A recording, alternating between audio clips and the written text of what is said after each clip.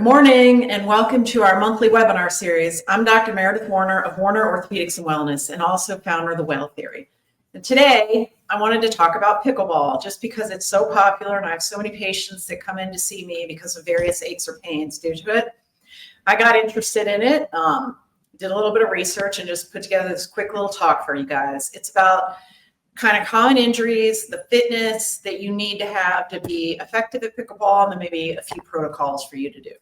This is me and my two nurse practitioners from my clinic in Baton Rouge, and you're always welcome to come see me, of course, but I know a lot of you are out of state. Sorry, that was a historic picture of pickleball back when it started. So what is it anyway? What is pickleball? I'm sure some of you watching this play it, so you're aware of it already, but basically it's a combination of tennis, badminton, and ping pong. And it was a backyard invention and sort of a made-up game. It involves this paddle and a particular type of ball, and I guess it's a paddle sport, but also a ball sport. So in 1965, in the state of Washington in Bainbridge Island, there were three friends that kind of all got together with their families and had backyard barbecues or whatever. They basically made this game up. So it's just for their friends and family. They took a badminton court and they lowered the net and basically just started playing pickleball, their version of it. There were no formal rules till about 2 years later in 1967. And that is when things like the non-volley zone or the kitchen were developed. And the first permanent court was also made in 1967. Why is it called pickleball? This seems to be debatable from the research I did.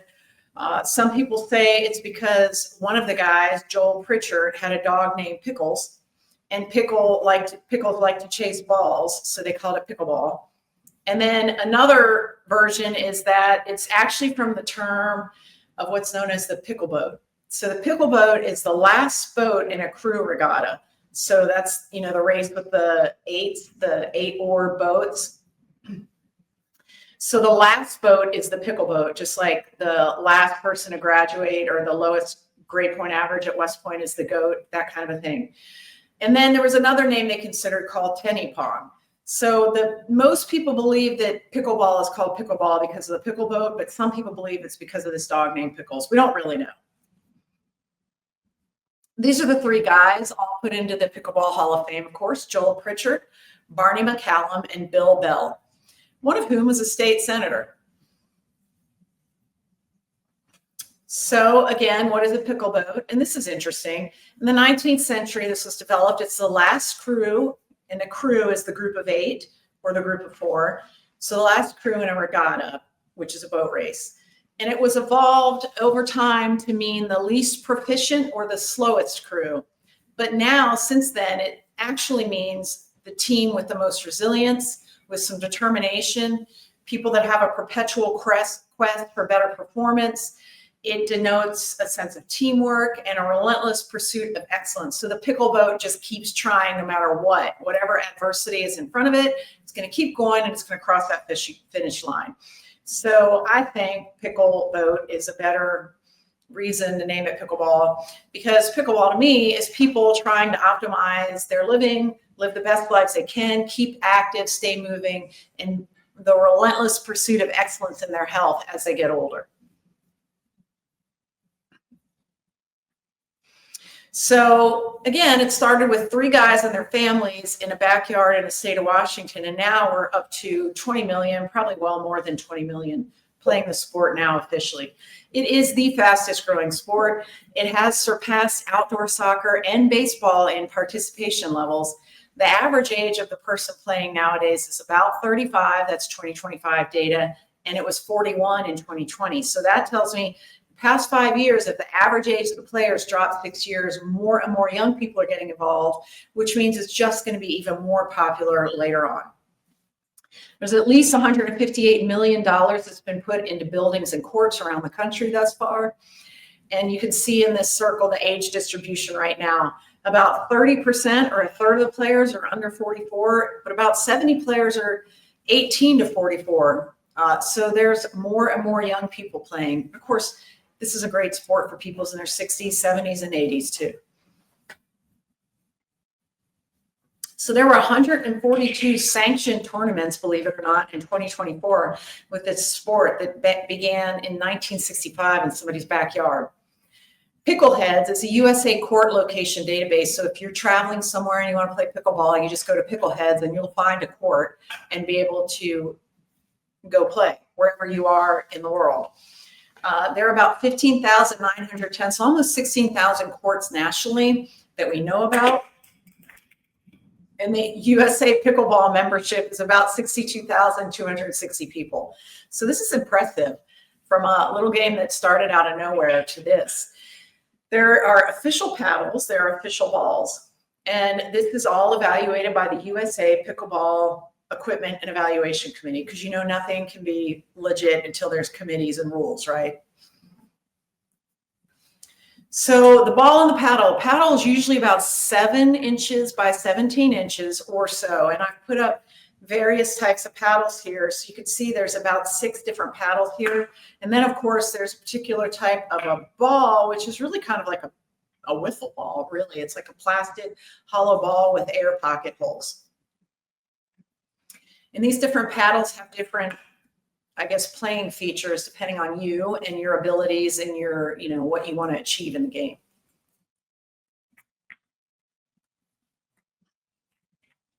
So the game, you can be singles or doubles, which makes it like tennis, of course. It's a 20-foot by 44-foot court divided in half, and the net is only 34 inches high. So it's about counter height. Think about it that way. There's a perforated plastic ball, the wiffle ball that we talked about, that's hit over the net.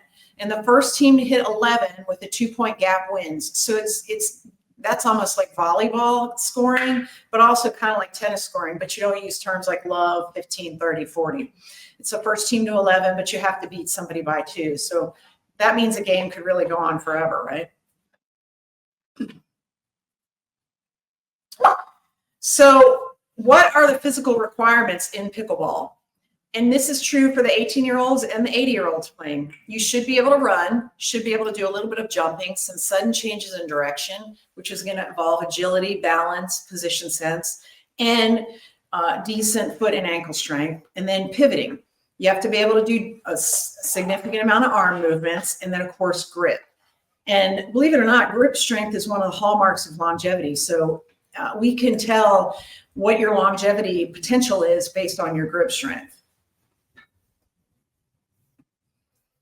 So usually play is below the waist, okay? There are some overhand moves, but the serves in pickleball are underhand, whereas the serves in tennis and badminton are overhand. I think badminton's overhand. I can't really remember, honestly. There's a traditional serve, a drop serve, a Happy Gilmore serve, a screwball, and a topspin. And generally speaking, there's a down to up motion. So who's getting injured and how? And there are actually papers written on this, and more papers are coming out, of course, because it's so popular. So if you want to write a paper that people will read, you write about a popular thing. So this paper looked at the injury epidemiology of pickleball, and it was an online survey. So surveys are suspect in and of themselves, of course, because only certain groups of people actually respond to surveys, and then you never really know if they're answering truthfully, and the surveys really have a lot to do with how questions are asked. So same thing with polls. So when you hear about the results of the polls, one thing you never hear is what were the questions. So you can ask a question in a way that's sort of leading, or you can ask a question that could give you 2 different yeses that mean 2 different things. So survey studies are a little bit iffy, but a lot of times that's all we have. So with epidemiology, survey studies really are one of the only ways to obtain information. So this is 129 participants, and this was in Georgia, and most of these players were 50 or older. 50% reported an injury, so half of them got injured. 90% of those said they had no negative long-term results from that injury. So they got injured, they got over it, they moved on. 85% were not scared to continue to play, which means 15% had what we term as kinesiophobia, or the fear of movement or the fear of activity, because they're scared of getting re-injured. So that's something that the physical therapist and the physician who picks that up in somebody will work with to try to get people over, because one of the primary impediments to post-injury activity is just simple fear. And a lot of times there's nothing to be scared of. You're going to be fine. So 15% of people were scared to continue playing and they had no reason to be. But most people do get injured playing pickleball or have to, but most of them do fine, get over it and move on. So even if you do get injured, you're going to be fine, generally speaking. So how do people get injured? Well, almost 60% fell while they were playing. And then only 6% of pickleball players fall when they're not playing.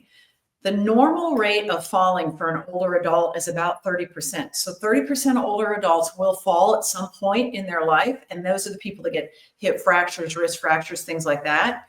And 38% of the people that fall seek care, meaning they have to go to the doctor or an emergency room, or they miss work from that fall. So what is this telling us? 60% of pickleball players fall while they're playing, but only 6% fall when they're not playing, which is well below the normal rate of 30%. So if you're falling while you're playing pickleball, that doesn't matter because you're actually getting better at life in general, and you're not going to fall on a normal basis like when you're just walking around your house, because you have developed skills and agility and balance from playing pickleball. So being injured when you're playing a sport, ironically or paradoxically, actually makes you less likely to be injured in a day-to-day basis. In 2014, there were 29 million falls in the country, 7 million injuries. This is in older adults. And again, about 30% of people over the age of 50 who do not do the recommended exercise per the CDC. So the normal rate of falling for an older adult is about 30%. And 30% of adults don't exercise as much as they're supposed to. Those numbers seem highly correlated. I can't say they're very causal, but I bet they are. So the more activity you do, the less likely you are to get injured in your day-to-day life or with what we call activities of daily living, like going to the grocery store, walking the dog, cleaning the house, these kind of things. This is when people fall and break their hips. And the 1-year mortality rate after a hip fracture is 50%. Meaning half of people die within a year. So the last thing you want to do when you're an older adult is fall. And it turns out that although you might fall while playing pickleball, you're going to be less likely to fall in a situation that would give you a hip fracture. So you have to develop strength, flexibility, and balance to be a good pickleball player. Guess what you need to have in life to prevent injury and to have optimal aging and to live as long as you can, have the best health span? Strength, flexibility, and balance. And then, of course, you also need power and agility. Agility is, being able to move around and do different things quickly and speedily with accuracy. And power is speed plus force. So here's another couple studies. So this one is close to 2,000, about, I guess you'd round that up to 1,800 participants. 12-month prevalence of all complaint injuries, meaning over a 1-year time period in this study, there was a fairly significant prevalence of complaints. So some people said they lost time from playing, and then there were injuries where they didn't lose time from playing. So like you can sprain your ankle and still go out and play the next game, right? But you did get injured, but the injury didn't impede you from any activity. So you got hurt, but you could play. So that's a non-time loss. And then there's a time loss where you got hurt enough that you couldn't actually play another game, or you had to miss a day of sport, or, God forbid, work. So again, another self-reported survey study. So take it with a grain of salt. The question that was asked here was, have you experienced any physical complaints, discomfort, or injuries related to pickleball last year? So this was not based on any proof. There were no actual documented visits, so there's no objective evidence. About 70% of the players of these 1,800 people experienced at least one complaint. So that's your overall prevalence. So 60% of people in a year will have a complaint playing pickleball. 40% stopped play, 20% continued to play despite the pain. Non-time loss injuries were far more common than time loss injuries. So again, same thing. When you're playing pickleball, you are likely to be hurt at some point, but it's going to be not that important overall and in the grand scheme of things. And over time, it's actually protective of real injuries. So this is kind of a good study because it points out that, yes, in fact, people get hurt, they have complaints, but at the end of the day, they don't lose time from playing in the vast majority of cases. So again, self-reported injuries. This shadow person on the left shows you kind of the breakdown of the areas. So 20% back, meaning they just had a sore back or something. And then so on and so forth down to the foot and ankle, 13%, almost 14% of the complaints. I can't see it. So 33% of,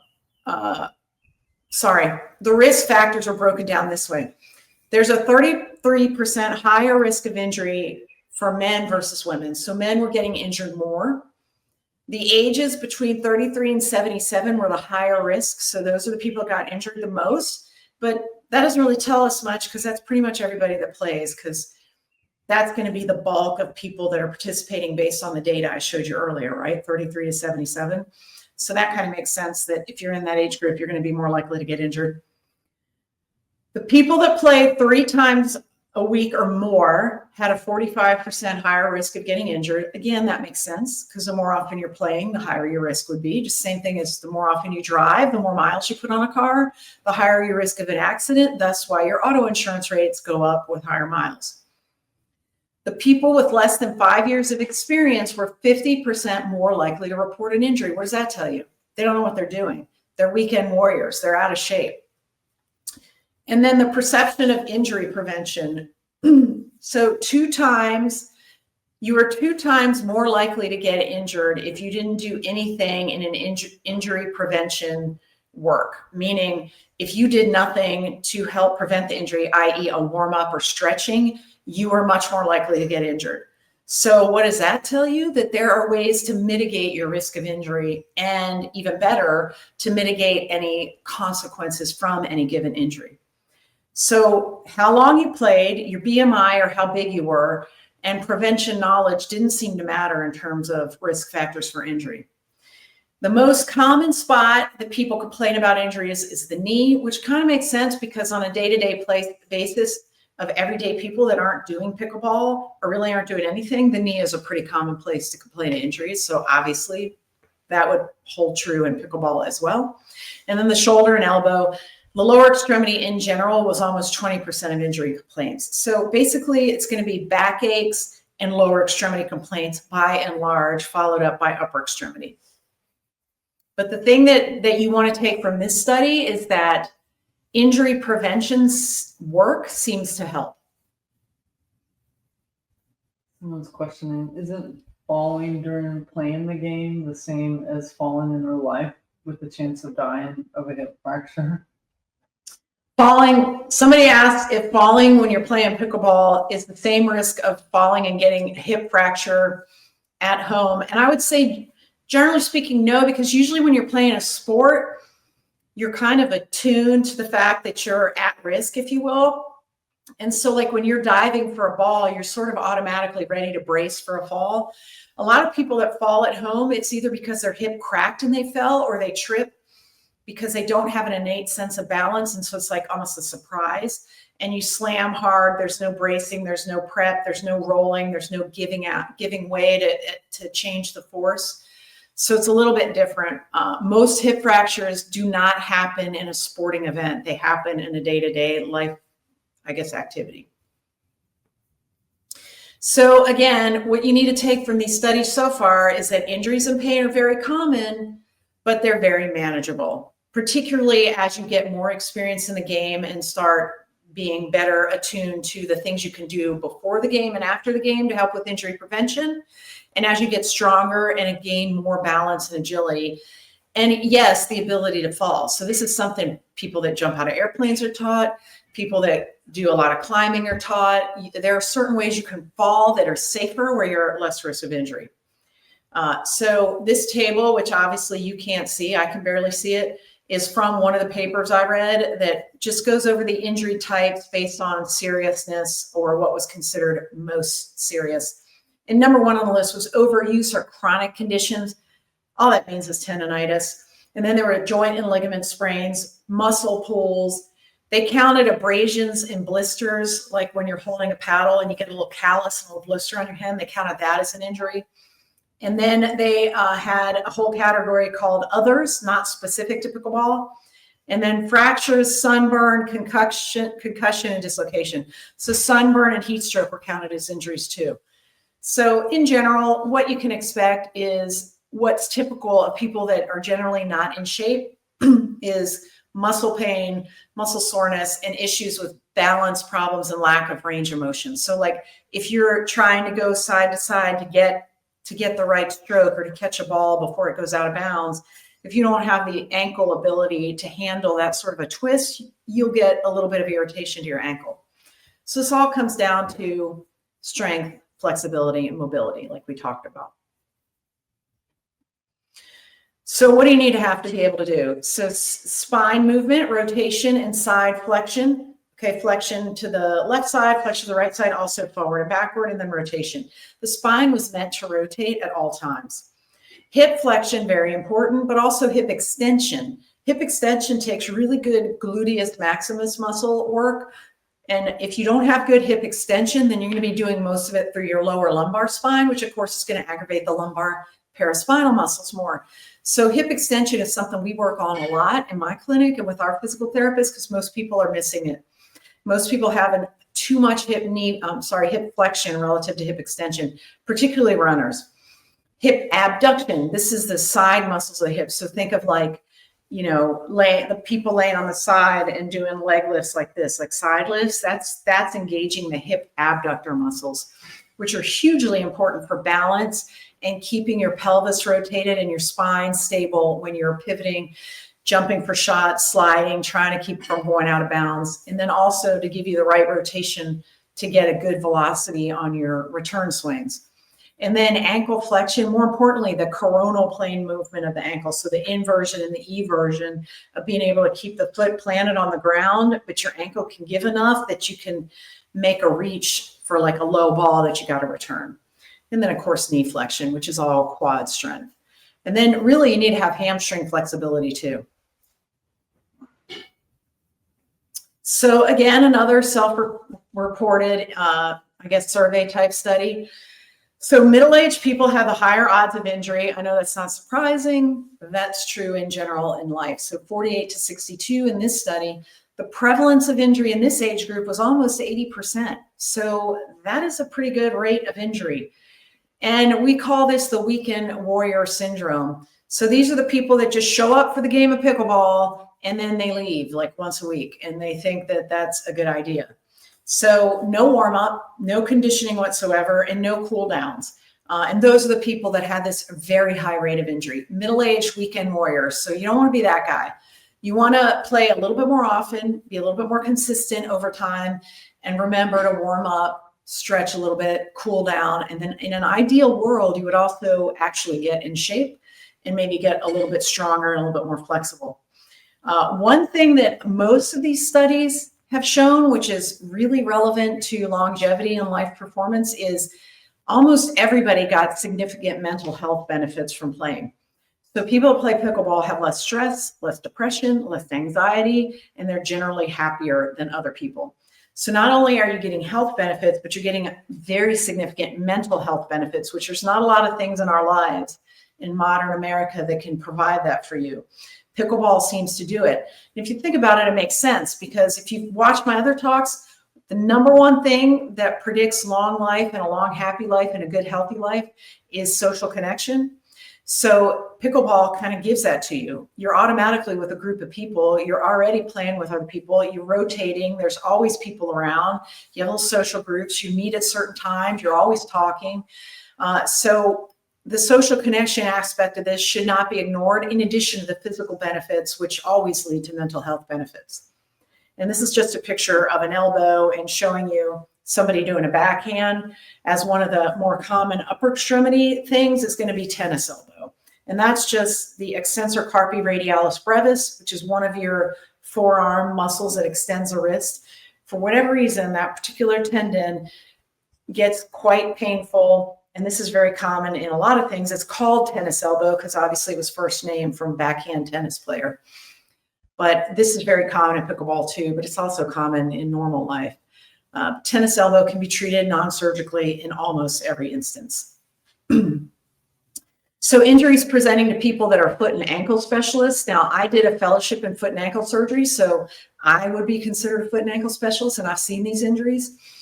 2015 to 23, there was a study out of Foot and Ankle International. So I think it was out of Foot and Ankle International. It was epidemiology of the injuries. They just looked at 200 players, and they noticed there was an annual incidence of 6.5-fold every year during the study. So from 2015 to 2023, it went up 6 times in numbers of injury over that time, meaning that the popularity of the game increased and more and more and more and more people are playing, which is a good thing. The Achilles rupture was the most common injury seen by foot and ankle specialists. So an Achilles rupture is kind of a bad injury. That'll definitely put you out for a season, but it is very fixable nowadays, and we have percutaneous methods to fix these. You don't even have to surgically fix them. In fact, they're more commonly treated non-surgically in Europe and in most of the world versus in America. Here, we more commonly fix them, of course, but everywhere else in the world, they're treated non-operatively, and the re-rupture rate and the return to play rates are the same. A gastroc strain, which is the 2 calf muscles that you think of when you think of calf muscles, the inside and outside sort of balls there. Those strains are about 20% of the injuries. The Achilles tendon rupture was about 40% of the injuries. And then just straight up Achilles tendonitis was 12%. So what is this showing you? The Achilles tendon, the gastroc, those are your primary areas of strain, which is the calf muscles, right? And the tendon attaching the heel. What other literature has shown us, and what I see every day in my clinic, is about 80 to 90% of Americans have contracted, unflexible or inflexible connective tissue in the posterior back line, which includes the Achilles tendon and the gastroc. So everybody's calves are too tight. And this is super duper common. And you could tell if your calf is too tight if when you squat down, your heels lift after you get to 40 degrees of flexion at the knee. So most Americans lack ankle dorsiflexion ability, meaning pulling your toe up towards the shin bone. A lot of us our calves are too tight to do that, and that puts a tremendous amount of strain, not just on the calf, but on the rest of the foot structure as well. But you can see here over this, an 8-year span of these 200 people, all the issues seem to be due to this posterior connective tissue tension band called the Achilles tendon and the attached muscle. And it usually happened running or lunging forward. And then most of the ruptures in this study were surgically fixed. Simone said, "Good morning from Nashville. Go Tigers." Thank you so much, Dr. Warner. Oh, Simone is in Nashville, I guess, for the game, saying go Tigers. Great. I have my LSU Blue Dog pin on today. Okay. Smith et al. Looked at the benefits of play in this study. Playing doubles, so that's relatively low stress, right? So the pickleball court's not as big as a tennis court. You're not working as hard, and now you've got it split in half and you're playing doubles. 3 times a week of just moderate intensity. So I'm going to say this is probably zone 2, which we've talked about before, how important zone 2 exercise is. These people had much better cardio fitness over time. They had improved HDL levels, improved LDL levels. They had better blood pressure. They had improved max oxygen or VO2 max levels, meaning they could use and bring in more oxygen more efficiently. And that was after just 6 weeks of play. So after just 6 weeks of playing pickleball 3 times a week, double, just for an hour a day. So having fun for 1 hour a day, 3 times a week with your buddies, you got all of these massive health benefits. And these are the things that kill you. Bad cholesterol levels will kill you. Bad blood pressure will kill you. And not being able to efficiently use oxygen will kill you or make you super duper frail and dependent on everybody. So to me, this prescription, if we could write a prescription for pickleball and get it covered by insurance, we would be doing so much more for people than 90% of the things we do for people. The benefits here are just massive. Hill et al., again, benefits of play article, better mental health, better physical health. So this article found that there seems to be an overall protective effect for life and health from pickleball. So the people that played pickleball had longer lives, had better lives, and were happier. And we just went over some of the data that supported that contention. So for injury prevention, O'Sullivan et al. Looked at this. Static stretching increases hamstring flexibility and dynamic stretching did not. And a warm-up increased hamstring flexibility. Now, it's important to keep your hamstrings flexible because people with tight hamstrings are more prone to low back strain because the pelvis doesn't have the normal flexion and extension and rotation ability because it's stuck with a stuck hamstring. And then, of course, your lumbar has to take over because your pelvis won't tilt right. So it is important to get your hamstrings flexible in addition to the calf muscles that we already talked about. And that's all part of what's called a posterior back line. So the easiest way to do this is to warm up. So walking, a little bit of cycling, just doing stuff and moving before you go out on the court to play to increase your hamstring flexibility. And then static stretching means holding the stretch in one position, like not doing the bounce stretching. And then Padua et al. Looked at 8-minute combined warm-up or a combined type warm-up activity. And they found that the ankle dorsiflexion range of motion was improved dramatically. And that was a key role for injury prevention, which I already showed you. The primary reason people came to see people like me in my office were Achilles tendon tightness-based injuries. And just doing a little 8-minute warm-up with posterior backline stretching is key to keeping that from happening. So if you're a pickleball player or your friends are, or you have family members and you are interested in injury prevention, one of the easiest ways to not get injured is just warm up. Just walk around, at a zone 2 level, meaning fast enough that it's a little bit hard to talk for, 5 minutes before you play. Just get the muscles kind of used to movement and get the connective tissues a little bit more limber before you get out on the court. And your risk of injury plummets. So again, back to the Achilles tendon rupture, surgical fixation helped. People had better pain and better satisfaction in this study with surgical fixation. And this was, of course, a retrospective review of 151 patients, with the average age of 53. Retrospective reviews, it's a valid form of a study and the most common probably because it's much easier to organize and a cheaper way to do studies. But basically, you've already treated this group of people and you just go back and look at them retrospectively. So it's not as good evidence as a prospective randomized control trial, but it is some evidence. So here we have a retrospective review of 151 patients. They're about 53 years old. And after the surgical fixation of their Achilles tendon rupture, the return to play averaged 11.7 months. So it took almost a year for this group of people to get back to play. Only 64% reported that they were back at their pre-injury level, meaning that they could play as hard or as long or as well as they did before their Achilles tendon rupture. And then, of course, there was no pain or weakness reported in that group, the 64% that got to their pre-injury level. So that means almost a third did not. And it took about a year to even get back to play for most of them. But that was surgical fixation of an Achilles tendon rupture. So it's a pretty significant injury.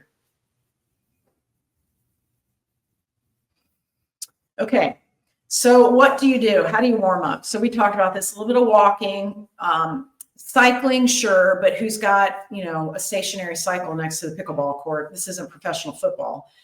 So walking is going to be the easiest way to warm up, or light weights. And then you want to stretch.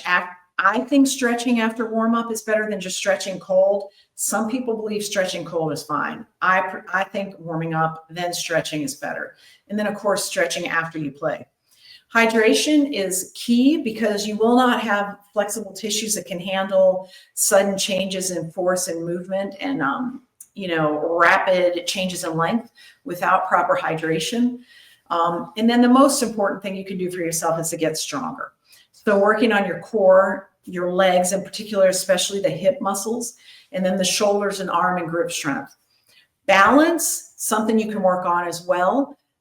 As part of your pickleball protocol, if you will. You can do things like the tree pose. You can do single leg squats. You can just do single leg stance. That's another longevity test. You should be able to stand on one leg for probably 30, 40 seconds without any issue whatsoever. So that's normal function, right? So working on balance matters. And then, of course, working on agility and power moves. So that's like your plyometrics, if you will. So you could start with speed moves with lower weights. So rapid curls, rapid squats with lower weight, and then add weight to gain power over time. But in order to have power, you have to have velocity. So you're not considered powerful if you're just lifting a heavy weight very slowly, but if you can do it quickly, that's power. So you're doing more work.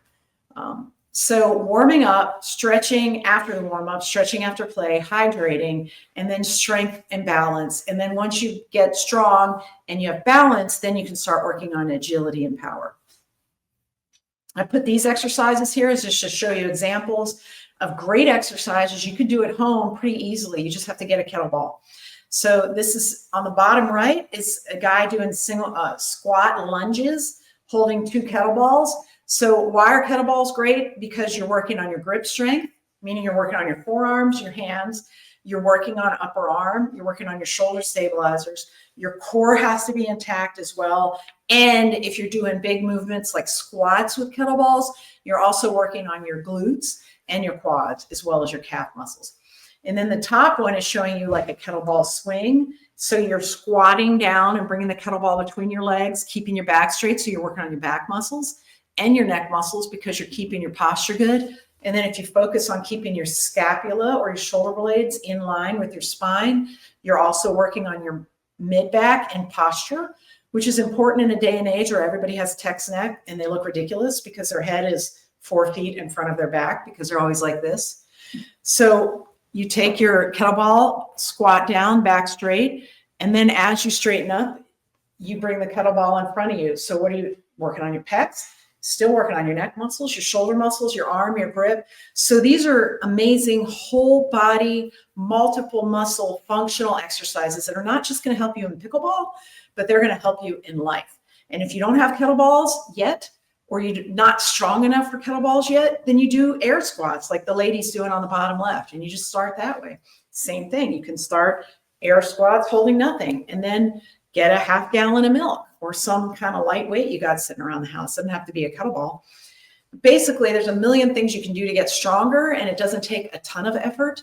But it is highly effective for injury prevention and then allowing you to develop the strength and balance and agility, not just to be a good pickleball player and show off to your friends, but also to have a great life and play with your grandkids. So we have some pickleball bundles, I guess, or I've come up with pickleball bundles of supplements that could help you be a better player and have injury prevention. And just real quick, this is another great exercise.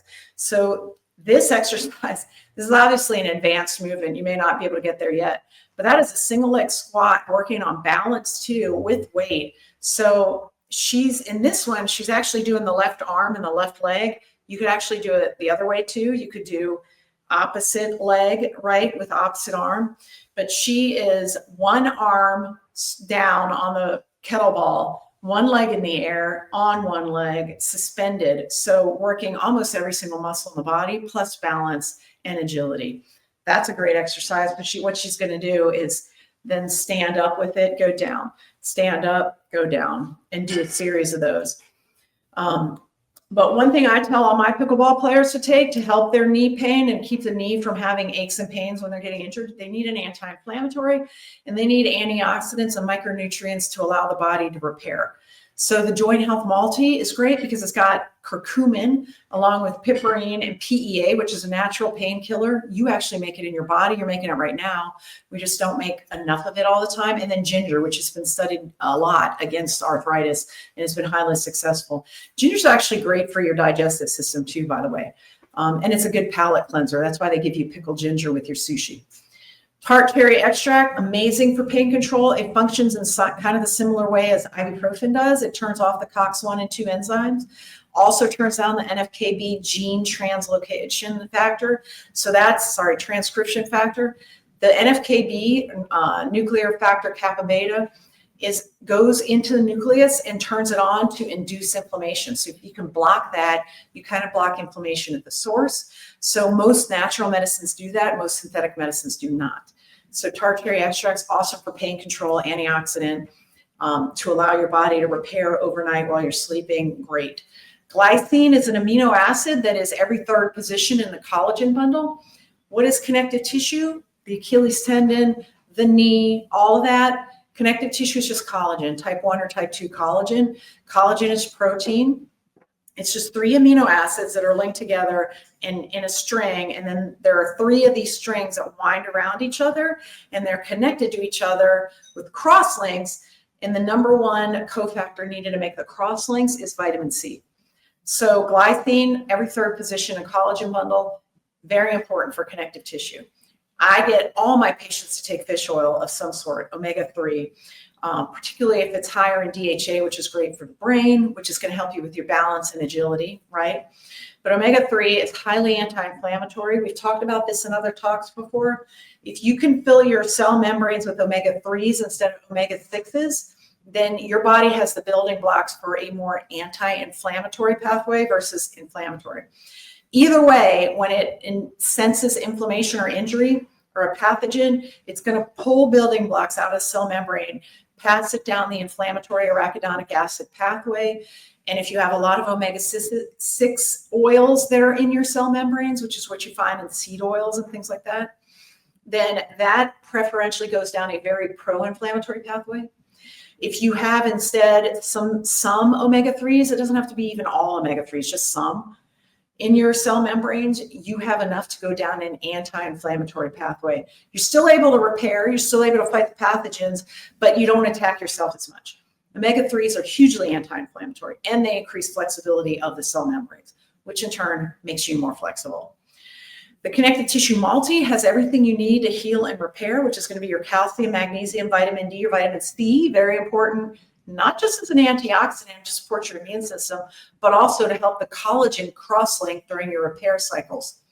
And then, of course, things like the focus and the energy, which have a lot of beta glycans and other products that help with brain health, and neurotropism, which means helping reform or help regenerate or repair brain cells.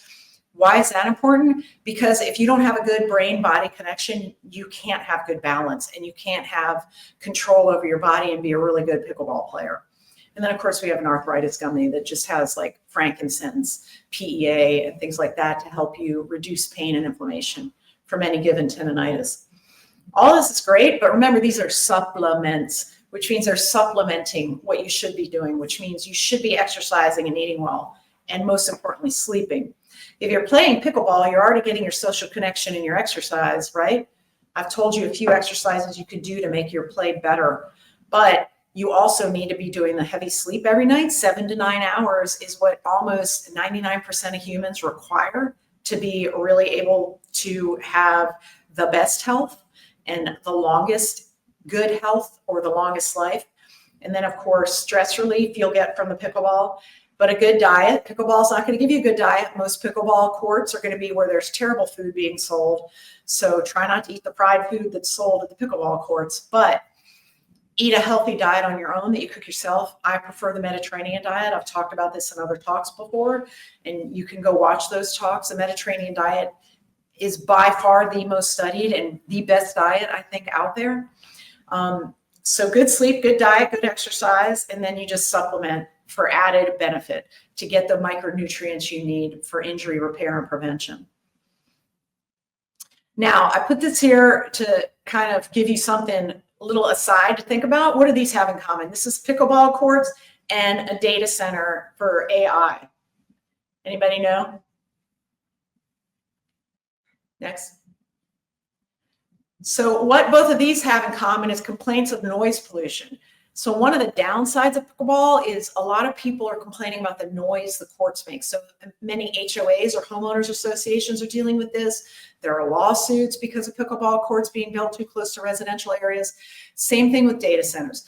Data centers are all the rage right now. Everybody's throwing billions of dollars into them, right? But they are hugely loud and produce a ton of noise pollution.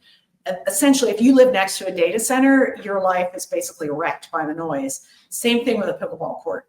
So the EPA, or the Environmental Protection Agency, has said that anything above 55 decibels can be considered an annoyance, and particularly if it's sustained. And if you are within 500 feet on the length of the court, or if you're within 260 feet on the side of the court, you're well within that 55 decibel range. So most planners or city planners recommend that there should be no courts built within 100 feet of a home.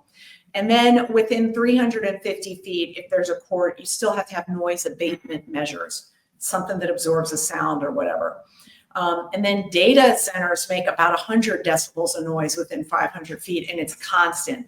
At least with pickleball courts, we're at the 55 decibel range, and it's not constant because they're not usually running 24 hours a day. But data centers run 24 hours a day. They're twice as loud. It never ends. So you don't want to be anywhere near a data center if you can help it in terms of residential. Pickleball courts, a lot of, for instance, my neighborhood, they've converted the tennis courts. They're way in the back. The community, I think there's like 2 of them back there. They converted those to pickleball courts. And, you know, there's a house fairly close to that area. So I don't know how they feel about it. But it is this constant, like, when the plastic ball hits the plastic paddle or the wooden paddle or the carbon fiber paddle or whatever, it does make a significant amount of noise. So that is one downside. And this just shows you this graph about how loud pickleball is relative to other noises. So the top is a jet engine, obviously the loudest. There's a vacuum cleaner that's just above pickleball. Pickleball can get up to 70 decibels. Vacuum cleaners run at about 75 decibels. So that is why some HOAs are making rules about pickleball courts, like what hours you're allowed to play and things like that. So again, injuries and prevention. So your injury category, by far the most injuries you're going to have are just soft tissue strains, tendinitis, muscle pain, things like that. Again, back to what we said before, yes, you're going to have aches and pains playing pickleball. Generally speaking, it's what we call a nothing burger. Well, nothing's going to happen. It's going to hurt for a while. Your body has an amazing capacity to heal, particularly if you give it the micronutrients and building blocks it needs and the sleep it needs and the good diet. If you give all that to your body, it will heal itself. So your soft tissue strains and rupture, which is by far the most common injury you're going to get, are going to heal themselves. Then, of course, you've got arthritis, people that have pre-existing arthritis that flare up. Very few people are going to get fractured. There's always going to be some back aches and pains, particularly if you have tight hamstrings like we talked about, or you're out of shape. And then there's non-orthopedic things. And what is that? Like your sunburn, your heat stroke, stuff like that. And of course, if somebody's getting out there and they're at risk of cardiac events and then they get very, very excited, of course, you could have risk of things like that. Next slide. Okay. So what motions do you have to be prepared for? Lunging, and I showed you an exercise to help with lunging. Reaching, I showed you an exercise to help with that. Reacting quickly, so that's your single leg stance, your balance. And then, of course, really, to get good at reacting quickly on pickleball, you probably just have to keep playing pickleball because I don't really have a great exercise to mimic that. The quads are hugely important to all of this, meaning your big thigh muscles. So lunging, reaching, reacting quickly, you have to have strong thigh muscle. Also, the stronger your quad is, the less likely you will be to tear your ACL. Stopping abruptly actually requires a lot of hamstring strength and flexibility and response to movement. So leg strength turns out to be quite important for pickleball. And then power for running, stopping, sprinting, etc. Back to the gluteus maximus or your hip extender. So one of the ways you run faster is if you can bring your leg back faster, particularly against resistance to propel the body forward. That takes really strong hip extenders, which is your glutes. And then your swing and power. So a lot of people think it's just arm strength, like, how fast baseball pitchers pitch, how fast tennis ball players hit their serve, how fast a football player throws. But really all of the strength and speed of any given overhead athlete comes from the core.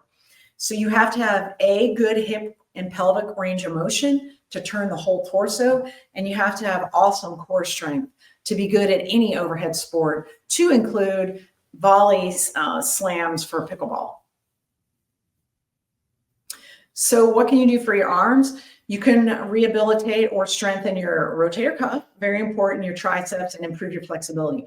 So these are some great exercises you can do. Now this lady has, what she has is a towel right here, and then she's just got a band. And you can pick up these TheraBands at Walmart, Dick's, any sports store that's in your neighborhood, and just tie it to something that won't move, like wall or whatever, or close it in a door. And then you've got the towel to keep your shoulders somewhat abducted, meaning away from midline. And you literally just do this. Now, the cool thing about bands is as you get further away, the resistance increases, right? So it's a dynamic strengthening. So you're constantly increasing the force that you have to work against. And you can start with light bands, but this is a great exercise because you're never like arresting the muscle. It's always working, and it gets harder as it goes. So that's a great rotator cuff muscle work. And then you can also do that laying on your side with a towel here with like a 1 or 2 pound curl bar, same thing, okay? It just won't give you that dynamic pull that a band would give. Forearm grip and top spin, you have to have a really good grip strength to be able to do a good top spin. So all of these things where you're holding a handle with a band is going to work on your grip strength too.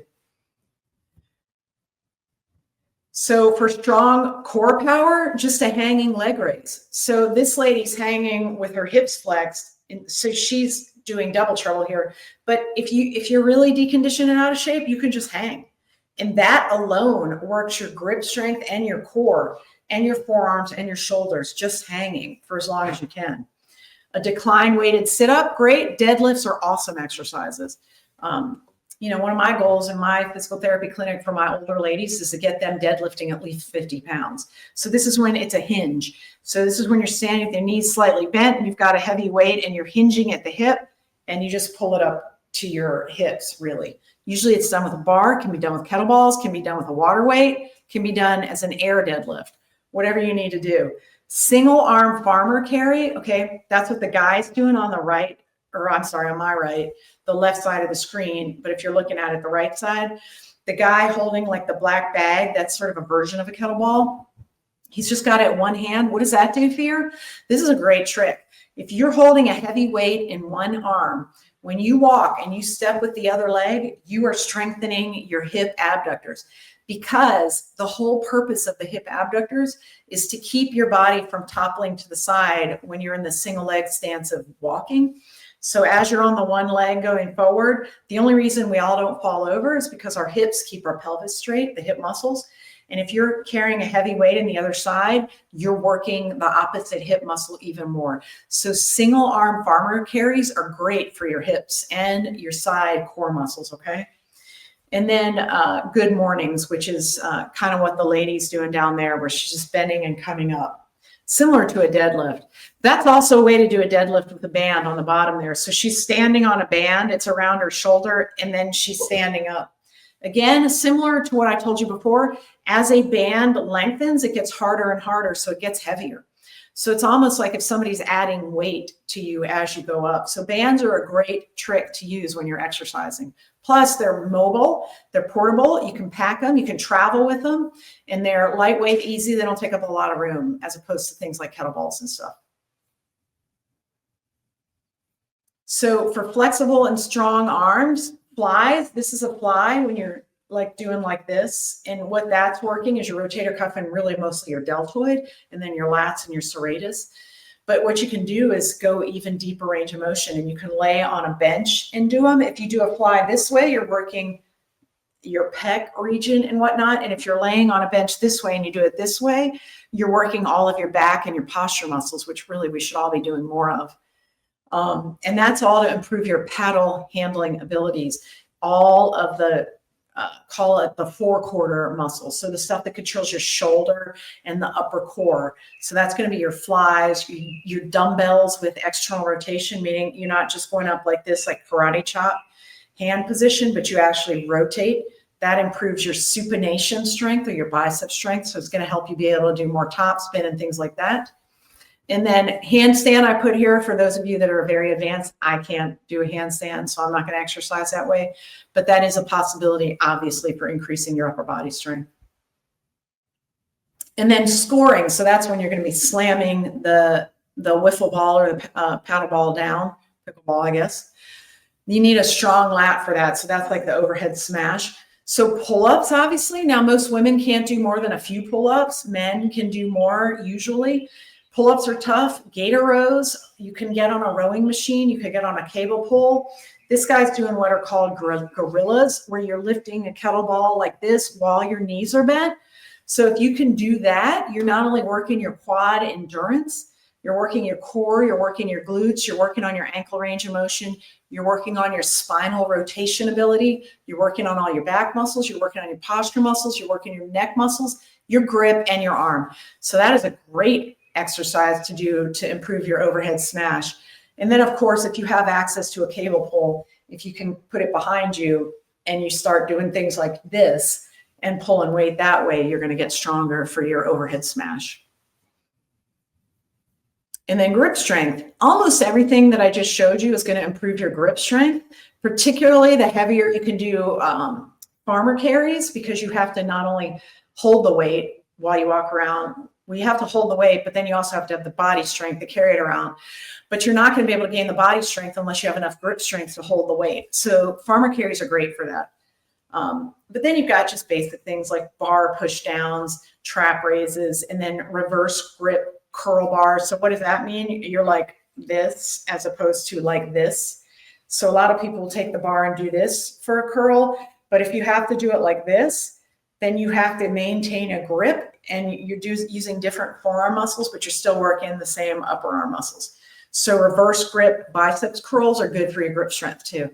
I have a lot of patients that have started to buy those spring handle things, and they just do this when they're at their computer at work, working on their grip strength. That's another thing you could do. Those things are cheap. You can keep it next to the keyboard at work or at home, and just whenever you think about it, just do 10 squeezy things, and your grip strength will automatically get stronger over a short period of time. And then I have somebody down there doing a partial cobra. That's working on back strength and flexibility. So that kind of movement is great. And then also, if you lay on your stomach and then you lift up your back and your legs at the same time, also awesome for your posterior back line strength. This is a tough one, this mid-scapular strength exercise, but basically you're laying on your back and you're just using your elbows and focusing on bringing your shoulder blades together to lift yourself off the ground. This one is really hard to do, and it will make your back incredibly strong in terms of your posture muscles. So the muscles that are between the shoulder blades in your back, that this is something you should do anyway, along with planks, just to fight the scourge of text neck and computer neck in our society. But this one's awesome. This works all of your trap. So just you're not really using your triceps to do it. You have to focus and really visualize your shoulder blades coming together, and you're using your shoulder blade muscles to lift yourself off the ground. And then back to legs. So legs are super duper important for everything in life, but especially pickleball, and also to keep from falling at home like we talked about. So hamstring Nordic curls. So that's when you're like on your knees, somebody's holding the back of your leg and you're hinging forward and using your back muscles to pull yourself back. That is so hard to do, but that is an awesome exercise for your hamstrings and your core, okay? Box jumpies, that's your power. That's very advanced. That's when you've got a box and you're on the side of it straddling and you jump up onto the box. So that's a lot of force really quickly. So that's a power move. Glute bridges. This is a sumo wrestler doing the horse stance squat. Okay. So you're down and you come up and lift your legs straight up. So that's a horse stance squat. And now these are 400-pound men doing this. So if they can do it, maybe we can do it. I don't know. They're very in shape despite their size. The split squat, side planks, also very hard. You may or may not know what a plank is. A plank is like when you're at the top of a push-up, but you just hold it there and you hold yourself perfectly straight. Okay, that's a plank.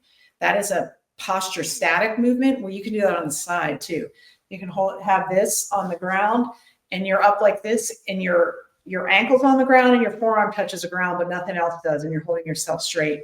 These things are amazing for your posture and your core muscles. And really over time, balance it helps with. And then side lunges, and that when you're able to put your legs straight up like that, that's called a shiko. I cannot do that. I don't know how this guy's doing it, but he's doing it. But the horse stance squat, also known as a goblet squat. So you can do those with a kettlebell. You can get in that horse stance squat and then come up holding a kettlebell and work on your squat strength that way. This all sounds crazy maybe to some of you, or like very advanced, but honestly, this is stuff you can do with air. You don't have to have weights, or you can just pick up a gallon of milk and do it. There's got to be something in your house that's a little bit heavy, and you start adding weight with time. But just start with air. You don't have to do anything but body weight to begin with. And you don't have to do that many. Do 3 to 5 of them and call it a day. Eventually, you will naturally want to do more. For the ankles, very, very important to have good ankle strength and balance ability and range of motion. One of the best things you can do for yourself, and one of the things that's been studied the most for balance, is Tai Chi. So if you have access to a Tai Chi class, or you have a friend that knows how to do it, I would highly recommend it. It de-stresses you. It's very good for strength, and it's very good for balance. And it's awesome for foot and ankle range of motion. And then there's a guy here, he's doing what's called a pump up and down. So you're kind of in a semi-lunge position, and all you do is go up and down on your ankles in that semi-lunge position. You don't have to do it with any weight to begin with. And then similarly, on the bottom, he's in a knee on the ground, toe up lunge position, and then you just turn your body while you're keeping your toe up. So it forces you to maintain that static position while you're rotating your pelvis. So these are all simple things you can do at home with no equipment. Crouton. But Tai Chi, I highly recommend. And then again, simple dumbbells, bands, like I talked about, kettlebells. You can do all of this at home. You don't have to pay for a gym membership. You know, I usually recommend, if you have no idea what you're doing or have never lifted weights or done exercise in your life, that you get somebody that knows what they're doing to help you. Physical therapists are good for this. Personal trainers are helpful. But you may just, one of your grandkids is probably in sports and knows what to do, and they can help you out. But most of the stuff you can do at home. If you're going to do heavier weights, you do fewer reps or repetitions of any given exercise. If you're going to do less weight, you should be able to do more repetitions. If you're doing few reps, heavy weight, you're working on strength. If you're doing less weight, a lot of reps, you're working on endurance or stamina. So you don't want to like do both. So unless you're really like you're Thor, you're not going to be doing heavy weight and a lot of reps, right? So the heavier it is for you to lift, the fewer reps you should do. And what you'll find over time is you're able to lift more, or you're able to start doing more reps. When you're able to start doing more reps with a weight that you could only do 3 repetitions with before, that's when you would go to a heavier weight. And guess what that means? It means you're stronger. So again, pickleball injuries by body part, lower leg the most, followed by the trunk, the low trunk, which of course means hips and lower lumbar, followed by wrist. So the more you can do to improve your grip and forearm strength, your leg strength, and your back, you're going to be fine playing pickleball. And then of course, balance. So balance is super duper important. Like we talked about, tree poses, single leg stands, single leg squats and lunges, Tai Chi. Whatever medicine you've been prescribed, stay on it. Because if you're on a statin, that means your doctor thinks your cholesterol is too high and you're at risk of heart disease. Please don't stop those things. If you're on an osteoporotic drug, that means your doctor thinks your bone is weak. Please don't stop that. So you need to stay on your medicines and be consistent with them. Work on your balance. Please stay hydrated, especially if you live somewhere like I do in the deep South where it's always hot. If you think you're going to start doing what I'm talking about and you're going to start getting, sorry, my dog's being odd. If you think you're going to start doing all this stuff and start working on your core like you should, no matter how old you are, and even if you've never lifted a weight, you can still do this. And literature supports what I just said. You have to eat your protein. Most importantly, you have to get your sleep.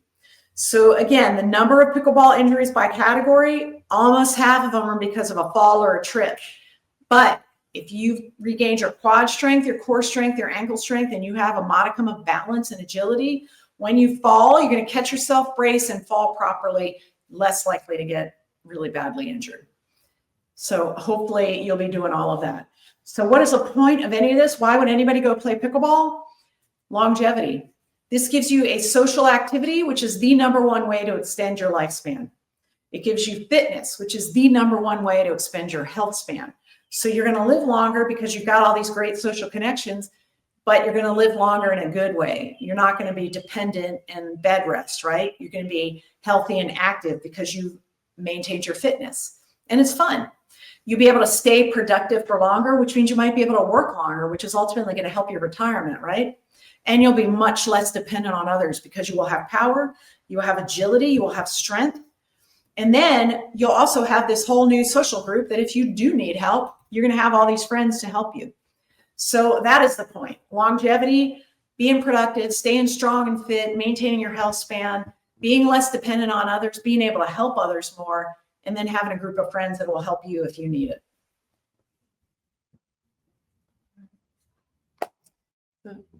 So that's just a little nutshell about pickleball. I think it's a great sport. I think it's a great thing that's happened for Americans who are generally not active enough. Now we have something that everybody can have accessibility to. It's relatively easy. It's relatively inexpensive and pretty, I don't want to say self-explanatory, but it's not, there's not a ton of technique to get into it and to be good at it. And you're automatically going to have a group of people around. You can play singles, you can play doubles. And there's a few things you can do to make yourself better and less likely to get injured. A few lifestyle things you can do and a few supplements you can do to make it all better for you. So hopefully that gave you a little bit of a nutshell. And maybe if you're not already a player, you'll get out there and try it. Like and share all the things. Yeah, please like and share if you have any friends that you think are not active enough or people that you know that do play pickleball. And hopefully we'll get more and more people out of their homes, off the couch, and being active and getting those social connections and fitness back.